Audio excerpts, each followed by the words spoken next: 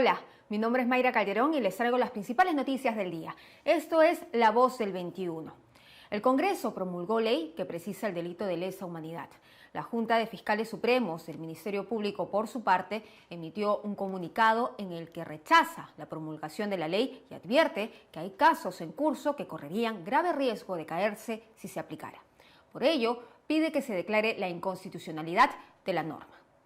Experto en materia constitucional, Óscar Urbiola, expresidente del Tribunal Constitucional, nos explicó su visión del tema. Todo ciudadano y toda institución tiene derecho a expresar lo que considere conveniente, pero extraña en realidad que un pronunciamiento de ese tipo parta de la Fiscalía de la Nación, teniendo en consideración que es uno de los protagonistas de procesos penales que tienen una duración de más de 20 o 30 años, vulnerando el debido proceso y extendiendo de manera injustificada los procesos penales sin sentencia, de tal manera que a mí me parece que el ejercicio en todo caso, del derecho que tiene la Fiscalía de la Nación de iniciar una acción de inconstitucionalidad, va a tener con toda seguridad una respuesta en el Tribunal Constitucional. Esto está dentro del ordenamiento jurídico. La Constitución le reconoce a la Fiscalía de la Nación la posibilidad de impugnar las leyes que salen del Congreso con presunción de constitucionalidad. Sin embargo, hay que aclarar que la ley que ha promulgado el Congreso de la República es una ley que no inventa ni crea nada nuevo. La Constitución establece en el artículo 2, numeral 24, literal D, que nadie puede ser procesado ni condenado por acto u omisión que al tiempo de cometerse no esté previamente calificada en la ley, de manera expresa e inequívoca. Y lo que ha hecho esta ley es decir que los delitos de lesa humanidad que se cometieron antes de la entrada en vigencia del Estatuto de Roma, situación que se produce en 2002, y el estatuto relativo a la imprescriptibilidad en el 2003. De tal manera que todo lo ocurrido antes de estas fechas no configuran delitos de lesa humanidad para la justicia peruana y por lo tanto nadie podría ser juzgado bajo esas disposiciones. De tal manera que en todo caso ha hecho en todo la Fiscalía de la Nación el ejercicio de un derecho y de una acción que le reconoce la Constitución para interponer una acción de inconstitucionalidad. Es parte de la institucionalidad democrática. Vamos a ver qué es lo que resuelve en este caso el Tribunal Constitucional, que sería la última palabra y creo que en definitiva zanjaría el debate que se ha abierto respecto a esta situación. ¿Y cuánto podría demorar el tribunal? La entrevista completa, por supuesto, en Perú21.p y en Perú21 Televisión. El congresista de Somos Perú, Luis Cordero Ollantay, presentó un proyecto de ley que lo pinta de cuerpo entero. Se trata de un predictamen que propone que sentenciados por corrupción, sí, escuchó bien, por corrupción, puedan ser candidatos a la presidencia, incluso después de haber cumplido sus condenas. Según su promotor, este cambio sería para restablecer el fin resocializador de la pena. ¿Qué dice la ley? Vamos a conocer a profundidad este tema con José Naupari, abogado en Derecho Electoral, que ya se encuentra conectado con nosotros. Bienvenido, doctor Naupari. Muchísimas gracias, María, por la invitación. Buenas tardes. ¿Qué es lo que dice la ley frente a este proyecto de ley que lo presenta el congresista Cordero Ollantay? Claro, a ver, lo primero que había que tomar en consideración es que efectivamente hablamos de un proyecto de ley que se está individualizando únicamente en el señor Cordero, pero habría que ver ciertamente que el señor Cordero, como forma parte de una bancada, no puede presentar el proyecto solo. Ahí hay algunas otras firmas, por ejemplo, del doctor Gerí, del señor Valer y otros más que han tenido que validar y completar el mínimo de firmas que se requiere para presentar el proyecto de ley. Ahora bien, lo que la ley dice actualmente, que es lo que justamente quieren cambiar, es que si yo he sido una persona que ha sido condenada en calidad de autor como funcionario o servidor público por delitos dolosos de peculado, colusión o delitos de corrupción de funcionarios, yo no puedo ser candidato aunque haya operado la rehabilitación por el cumplimiento de la condena. Esta norma prohibitiva no solamente está en la ley orgánica de elecciones para postular a cargos de presidente o vicepresidente. Curiosamente, el señor Cordero se circunscribe únicamente a ese tipo de cargos, porque la 3717 que se dio en febrero del 2018 y está vigente desde el CRM 2018, también se incorpora este mismo tipo de impedimento para cargos de congresistas, alcaldes, gobernadores regionales, regidores y consejeros regionales. Está en los tres niveles de norma. Ahora, si el fundamento que pretende este proyecto de ley es el fin resocializador de la pena, la pregunta es, bueno, si el tema es el fin resocializador de la pena, ¿por qué solamente el cargo de presidente y vicepresidente? Bien, y doctor Naupari, si se aprueba este proyecto de ley, ¿podría aplicarse en el 2026, en las próximas elecciones? Sin duda, porque todavía tenemos para la regla de inmodificabilidad, que igual es una norma con rango de ley al final del día, va a comenzar a regir un año antes de la fecha de la elección. Es decir, se pueden seguir aprobando normas con rango de ley hasta abril del próximo año y estas entrarán en vigor a la CG 2026. En ese contexto, todavía tienen tiempo para esto. Asumo ha sido decretado a la Comisión de Constitución y Reglamento. No, ellos van a tener que elaborar el proyecto de dictamen, se debatirá, se votará, esto tendrá que pasar al Pleno y tiempo hasta abril hay de todas maneras. Y doctor Naupari, ¿desde cuándo está vigente la ley que dice que sentenciados por corrupción no pueden postular a la presidencia ni a la vicepresidencia? Ojo, ahí hay que hacer una distinción. Si yo tengo una sentencia con calidad de cosa juzgada vigente por cualquier delito doloso, no solo los de corrupción, mientras esté vigente, el impedimento subsiste para cualquier tipo de cargo. La innovación que se dio con la ley 3717, que está vigente desde y que ha sido aplicado desde las elecciones regionales y municipales de 2018, ¿no? Es justamente, bueno, está vigente desde esa fecha, ¿no? Desde las elecciones regionales y municipales de 2018, la 3717 se aprobó en febrero de aquel año, ¿no? Y lo que dice es justamente, oye, no solamente estás impedido mientras la sentencia esté vigente, sino que así hubieses cumplido la condena, ¿no? Así te hubieses rehabilitado por el cumplimiento de la condena, no puedes postular. Y aquí hay un tema a considerar, porque creo que también se está jugando un poco con lo que es, digamos, la jurisprudencia del Tribunal Constitucional. El tema de los impedimentos permanentes por delitos contra la administración pública, ¿no? Fueron, digamos, cuestionados en su validez ante el Tribunal Constitucional y el TC no logró obtener los 5 votos para declarar la inconstitucionalidad de ese impedimento por delitos contra la administración pública. Yo solo tuvo 4 para poderse bajar las normas y estaba así. Pero ¿qué es lo que ocurre después? Con la nueva conformación del TC se cuestiona el impedimento permanente, pero respecto al delito de terrorismo. Y solo respecto al delito de terrorismo. ¿Por qué? Por cosa jugada constitucional ya no podían cuestionar los delitos contra la administración pública. Y en este contexto de los delitos de terrorismo, el TC sí dice, oye, es inconstitucional, porque también del fin resocializador de la pena, un impedimento permanente en el caso de terrorismo, pero en el caso de delitos contra la administración pública, como yo ya tengo una sentencia en un proceso de inconstitucionalidad, no puedo declarar su inconstitucionalidad. Entonces, como aparte ya pasó el plazo para poder volver eventualmente a cuestionar por otros motivos ese extremo de la ley 3717, entiendo que por eso somos Perú, porque no lo individualizaría. Solamente es el señor Cordero, porque él es eventualmente que lo propone, pero tiene respaldo en su bancada, ¿no? Porque creo que también está, digamos, la firma del congresista Surin, ¿no? Es que está proponiendo ahora la vía legislativa, ¿no? Ya no la vía jurisdiccional, porque acá también habría que tomar en consideración que pese a que el TC no tuvo los 5 votos para declarar la inconstitucionalidad de esa norma, en un caso posterior, en un amparo específicamente, el TC sí llega a disponer que se inaplique en un caso concreto, el caso Solís Casilla, y solo en el caso Solís Casilla, no este impedimento permanente por delito contra la administración pública. ¿Y por qué cree usted, doctor, desde su experiencia, que se buscaría algo así? Bueno, creo que tenemos 2 personas presidenciables que tendrían ese inconveniente. Bueno, si no una, varias en realidad. A propósito de eso, ¿no? Hay varias personas que han sido en realidad o que tienen condenas por delitos contra la administración pública, que si se mantiene vigente este impedimento, pues no podrían postular. Estoy pensando en un ex alta autoridad sobre la cual, independientemente de una gracia presidencial, tiene sentencias por delitos contra la administración pública, que más allá del debate si alcance una gracia presidencial, la ley 37 se siente clara, ¿no?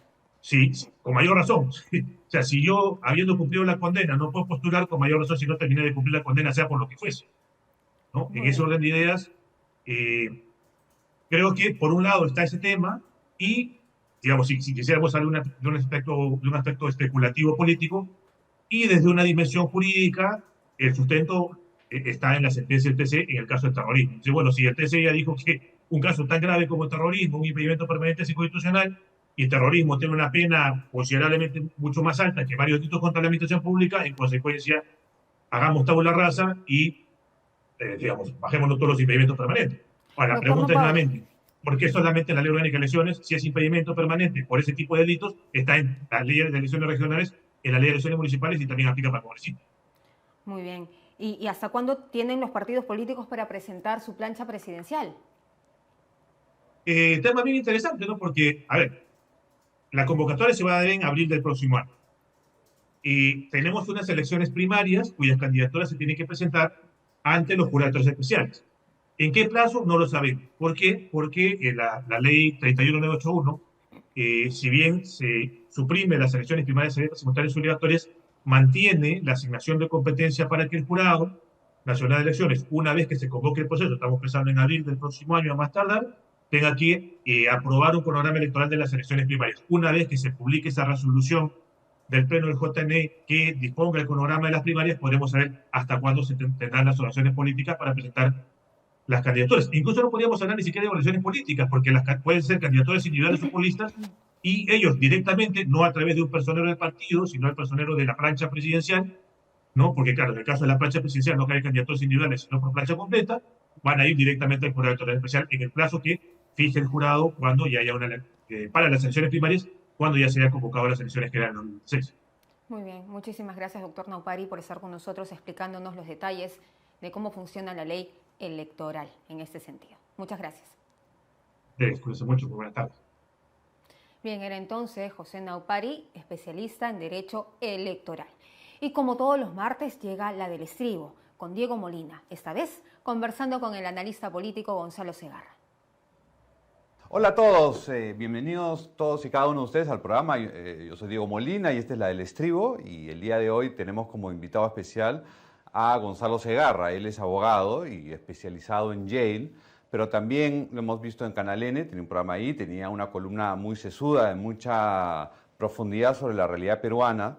También ha publicado el libro Atlas del Perú y ahora ha publicado La democracia del clic y del TikTok, que es una revelación respecto a la amenaza de las redes sociales para nuestra política, para nuestra democracia y para nuestra convivencia social.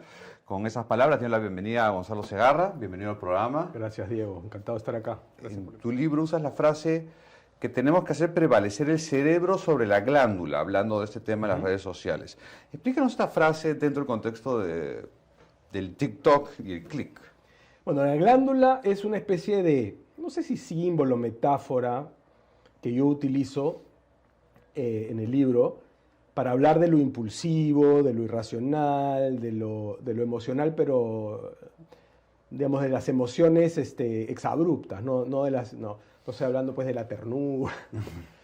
Estos aparatitos que son una maravilla, que son todos los smartphones y toda la tecnología, etcétera, pero muchas de estas aplicaciones, estoy seguro que en gran parte no ha sido deliberado, pero apelan un poco a reacciones glandulares, ¿no? O sea, a reacciones, a exabruptos, a reacciones no reflexivas, ¿no? Y eso lo vemos, digamos, todo este rollo teórico para hablar de la polarización en las redes sociales, los insultos, la falta de deliberación, ¿no? O sea, el espacio público convertido en tu mamá, ¿no? Etcétera. ¿Por qué? ¿Por qué nuestro yo digital tiende a decir cosas que uno no diría cara a cara, ¿no? Uno tiende a ser un hater, uno tiende o una admiración excesiva o insultar, ¿no? Entonces, acá hay data bien interesante muy llamativa en ese sentido. ¿Por qué nos atrae, por qué nos lleva a eso? Tico, recuerda que el 80% de nuestro funcionamiento neurológico es inconsciente y solo el 20% es consciente. Entonces, hay cosas que, sin que tú te des cuenta, activan, ¿no? Y que son, pues, ancestrales, ¿no? Evolutivas. Entonces, creo que esa es una razón, que por algún motivo muchas de estas apps, muchas de estas tecnologías nos hacen reaccionar con lados inconscientes del cerebro que a veces son atávicos, ¿no? Y que son no precisamente reflexivos. Esa es una razón. Otra razón es, me parece, el anonimato. En el libro, como debes recordar, yo hablo un poco de cómo no se puede construir un debate, una discusión pública ahí donde la gente no es responsable.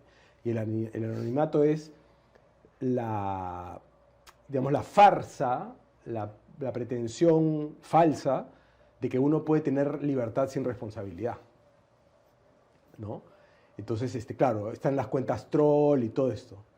Y luego eso está en el libro. Y ahora que me lo has preguntado, se me ha ocurrido que tal vez una tercera razón es que por algún motivo las redes sociales no se cumple esto que llamaba Freud el malestar con la civilización, ¿no? El malestar de la civilización, hay distintas traducciones, pero es esta idea de que todo lo que nos hace civilizados nos obliga a reprimir impulsos y eso hace que nos sintamos mal y por eso generan las neurosis, ¿no? Entonces, por algún motivo las redes sociales puede ser por el anonimato o porque nos permite estar y no estar, en el sentido de que no tenemos que, o sea, uno puede usarlas desde la privacidad de su baño.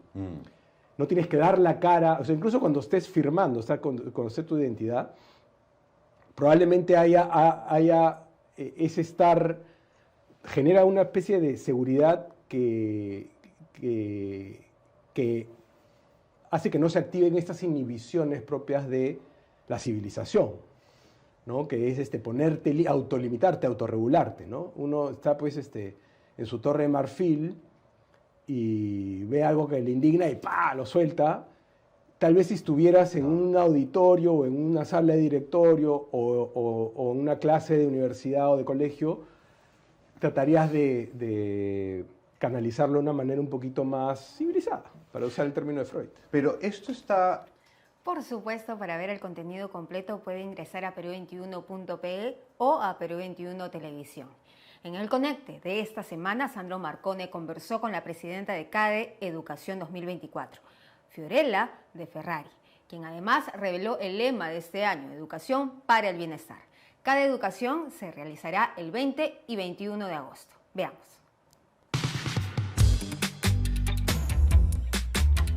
Hola, soy Sandro Marcone y bienvenidos a una nueva edición de Conecte. Como ustedes saben, la idea de este espacio es construir sobre la base de consensos mínimos el futuro de la educación peruana. Creo que nadie discute que necesitamos mejorar la calidad de la educación.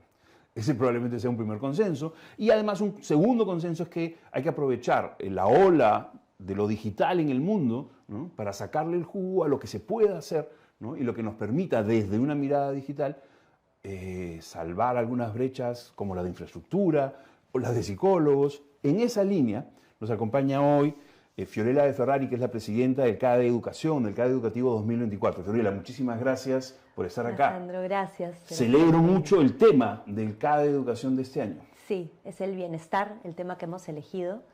El bienestar en las instituciones educativas. Creemos que tenemos que enfocarnos con mayor profundidad en construir dentro de las instituciones educativas, de educación básica, pero también superior, una cultura de bienestar que oriente todas las decisiones que tomamos, ¿no? Maestros, directivos, líderes, gestores, por supuesto familias también. Es interesante, ¿no? Porque uno podría decir, yo creo que hay como dos primeras reacciones. Una primera reacción podría ser, ¿qué cosa es esto de la cultura de bienestar? ¿No es cierto?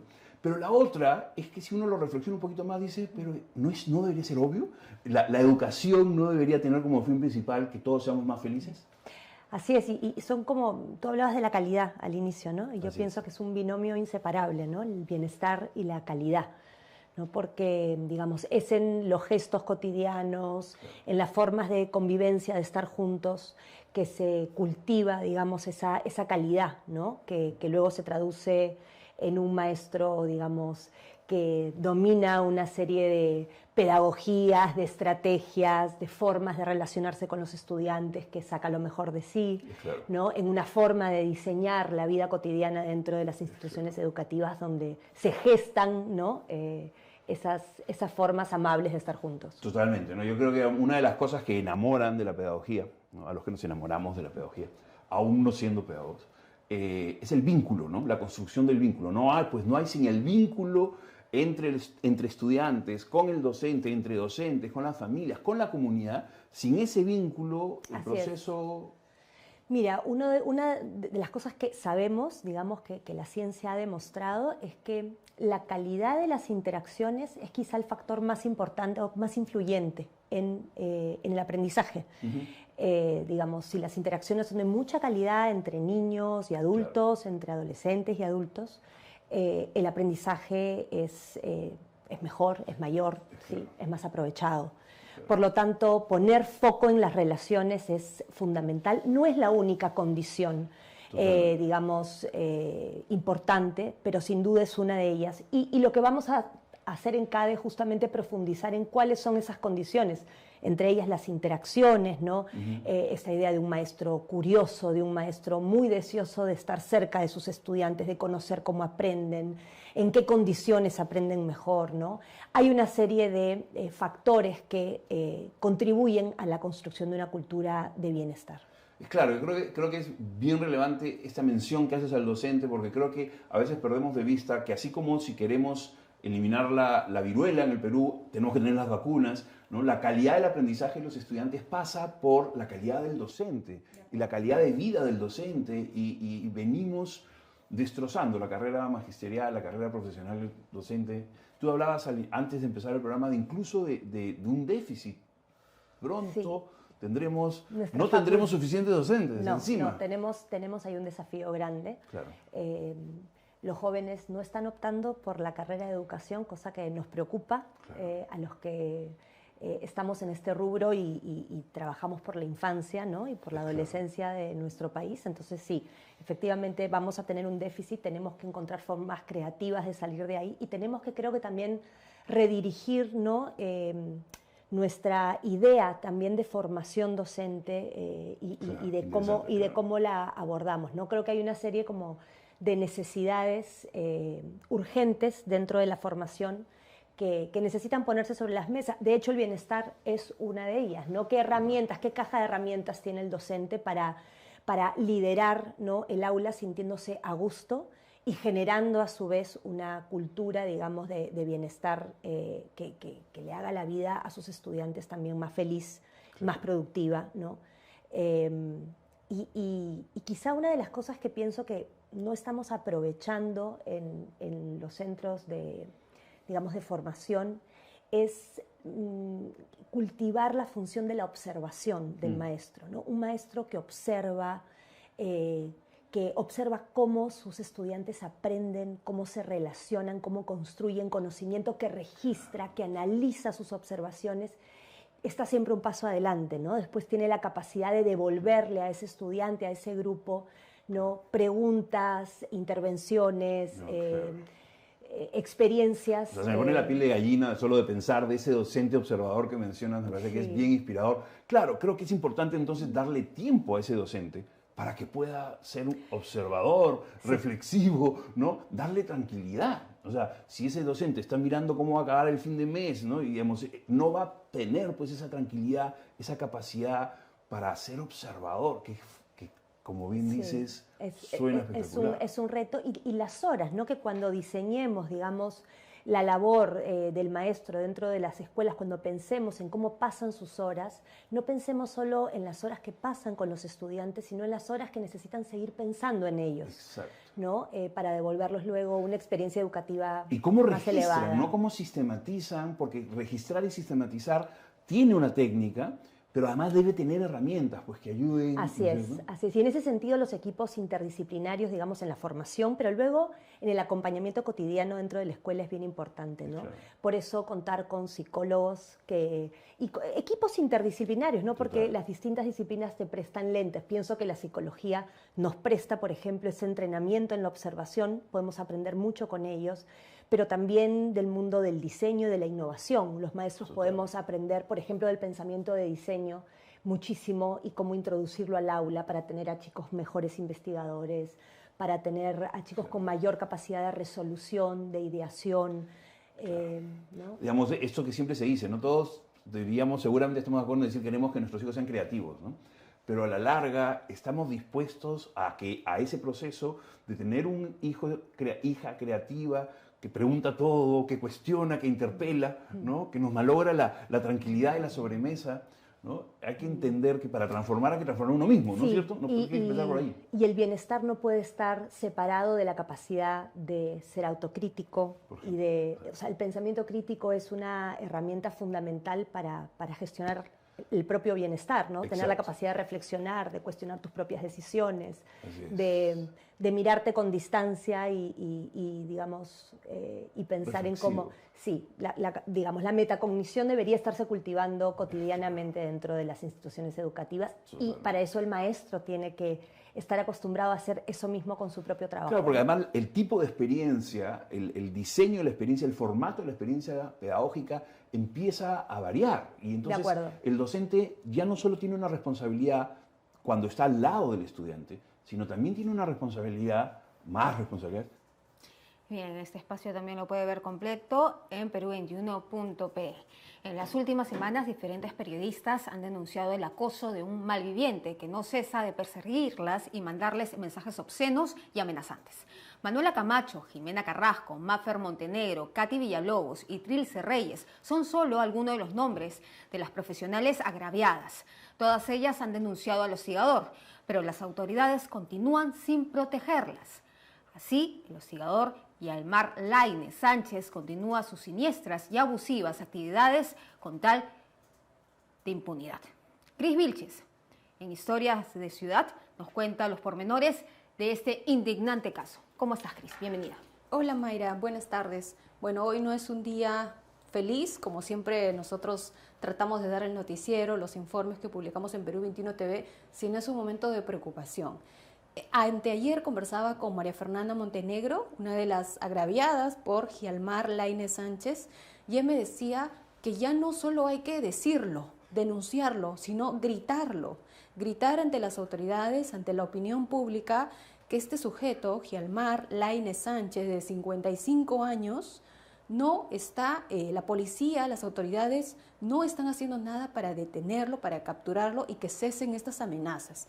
Estas amenazas datan de diciembre del 2023, es cuando crea un grupo de Facebook con diferentes, donde agrega como a 30 periodistas del medio. Pero las amenazas ya venían de tiempo atrás. Y ahora hablamos del caso de Jimena Carrasco, que es otra de las periodistas, ella de ATV, afectadas y que nos contó su testimonio. Ella dice que en diciembre del año pasado se ve ingresada a este grupo. Y cuando ella se sale del grupo, el sujeto empezó a enviarle mensajes a su bandeja de entrada de Facebook y también de Instagram.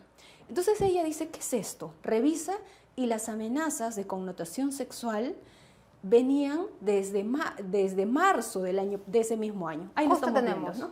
Ella, mira, el primer caso donde se ve el arma de fuego es la denuncia que hace Jimena Carrasco. Este sujeto le dice, si lo puedes leer, por favor, Mayra. Claro que sí. Llámame a mi número, te lo dejo, y es mejor que llames y vengas para... Obviamente eso no se puede reproducir si no quieres que le pase algo a tu sobrino, a ti o a alguien más de tu familia. Ese es mi nuevo número. Le manda la foto y luego tenemos que el sujeto sigue escribiendo. Te tengo más que ubicada. Se ve que te encanta disfrutar. No se puede reproducir esa parte, ya que en esa despedida de soltera que tuviste se veía lo que eres al igual que todas tus amigas. Claro, ahí lo que Jimena me dice ya no es solo una incomodidad, ¿no?, en torno a algún tema relacionado a lo sexual, sino que hay amenazas directas a su vida, ¿no? Está actuando como un extorsionador, como un delincuente. Parece que la siguiera, ¿no? Porque sabe detalles de su familia. Sí, de sus sobrinos. De sus sobrinos le dice, te tengo bien ubicada. Hay otros mensajes que ella ha compartido, también es parte de una carpeta fiscal, donde este sujeto le dice, si no quieres que te pase, que le pase algo a estos tus sobrinos pequeñitos, niños, tienes que venir a mi casa, pone su dirección, pone su número telefónico también. Vamos a ver otro mensaje. Otro mensaje, a ver, para darnos una idea de lo siniestra que es la mente de este señor. Tenemos ahí el de María Fernanda Montenegro de TV Perú. Le dice, te dejo mi número, mami. Esa es una historia de Instagram, ¿no? Qué rica te ves, apretadita, y quiero ver cómo te retuerces, ¿no? Y María Fernanda me cuenta su caso. Me dice que ella también, lo mismo, se vio ingresada en este grupo de Facebook, revisó su bandeja y las amenazas databan de meses atrás. Y entonces este sujeto, según él, porque le envía mensajes en la bandeja de entrada, que le ha mandado flores, que la ha llamado a su teléfono personal. Sí, es un acoso sistemático y ella se siente muy insegura cuando va a la calle. Entonces ella ha hecho la denuncia por el delito de contra la libertad sexual. Se le ha otorgado medidas de protección y resulta que se la dieron por determinados meses, pero esto va a acabar en noviembre. Y las medidas de protección indicaban lo siguiente: este sujeto está prohibido de acercarse a ella, de escribirle. Sin embargo, así como en el caso de Manuela Camacho, las ha vulnerado. Le ha vuelto a escribir, la hostiga, no le importa. O sea, hay una tremenda impunidad. El sujeto actúa como quiere. Ahora, sobre todo, que está prófugo. Porque ¿dónde está el Ministerio de la Mujer? Que debería estar respaldando las denuncias de todas nuestras colegas que están inmersas en este acoso constante. Sí, mira, yo conversé con Patricia Garrido, ella es una directora ejecutiva del programa Aurora, y me dice que en este momento el Ministerio de la Mujer no está atendiendo el caso de las periodistas, porque ellas han decidido hacerlo de manera privada, tienen una defensa personal cada una, ¿no? Pero que, bueno, está al margen de lo que sucede, y en el inicio a cada una sí se le prestó ayuda. Orientación, pero ese es el tema, orientación y acompañamiento. Pero el tema está, sí, se hace la denuncia, el ministerio apoya, pero quienes acusan y quienes ordenan es tanto el Ministerio Público como el Poder Judicial. Y vayamos solo a un casito, Manuela Camacho, lo mismo, el mismo modus operandi. Ella logró que este sujeto no se le acercara, medidas de protección, las vulneró.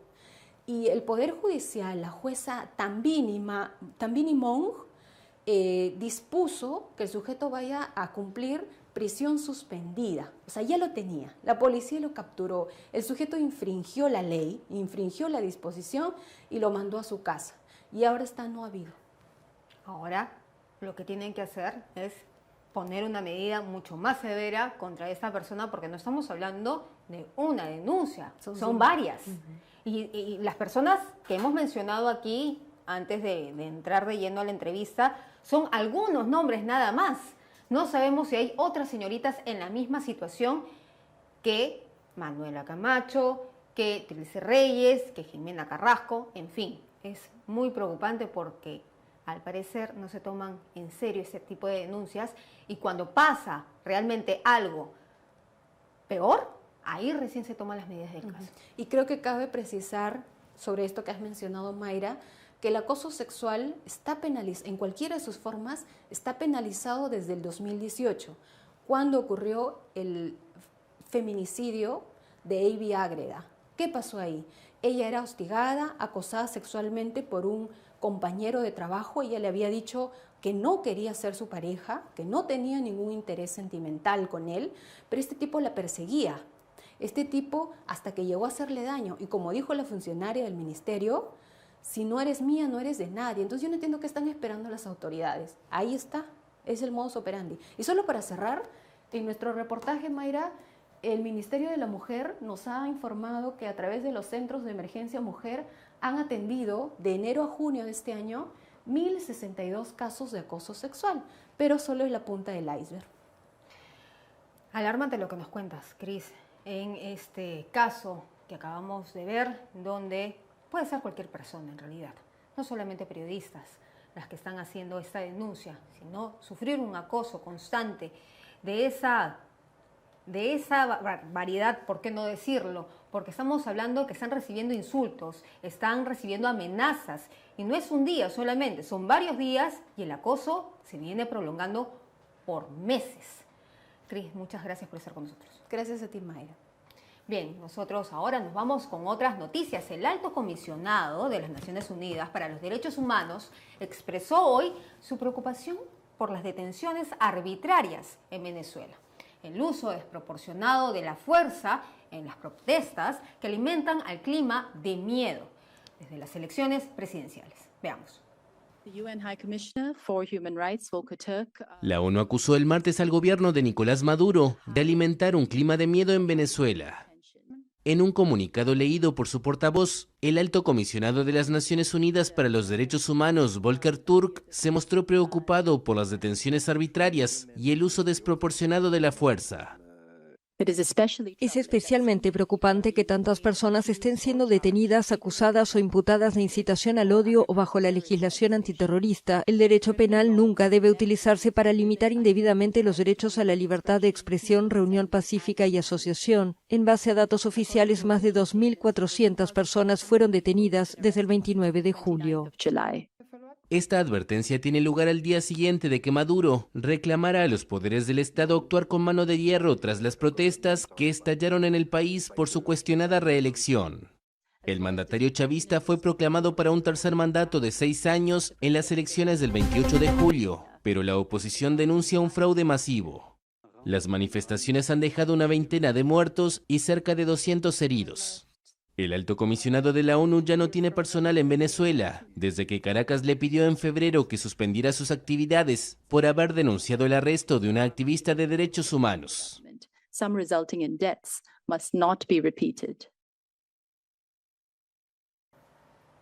No se olvide que estas y otras noticias puede verlas en Perú21.pe y en Perú21 Televisión, sobre todo nuestras entrevistas de corte político, también los contenidos de entretenimiento, de educación y mucho más.